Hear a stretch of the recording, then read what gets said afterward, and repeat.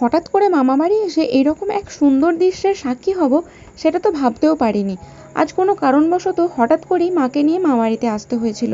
আজ যেহেতু মঙ্গলবার, আর তোমরা সবাই জন্য মঙ্গলবারে আমি মঙ্গলচণ্ডীর পুজো দিই, আর সেদিনকে আমি নিরামিষ খাবার দাবার খাই। প্রত্যেকবারের মতো আজ আমি আলুর তরকারি, পরোটা আর সুজি বানিয়েছিলাম।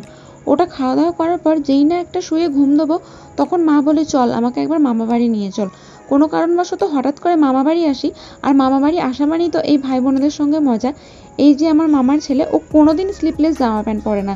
আজ ও স্লিপলেস জামা পরতে দেখে ওর আমি ভিডিও করছি বলে লজ্জায় সে মুখ সরিয়ে নেয়, আর সেই নিয়ে হাসাহাসি করতে করতেই আমরা এই সুন্দর দৃশ্যটার সাক্ষী হই। আজ আকাশে রামধনু উঠেছিল, তবে সেটা দুটো রামধনু ছিল। জানি না তোমরা ভিডিওটাতে কতটা বুঝতে পেরেছো। উপর নিচে দুটো রামধনুতে আকাশের সৌন্দর্যটা আরো বাড়িয়ে তুলেছিল, তবে সেটা ক্ষণিকের জন্য ছিল।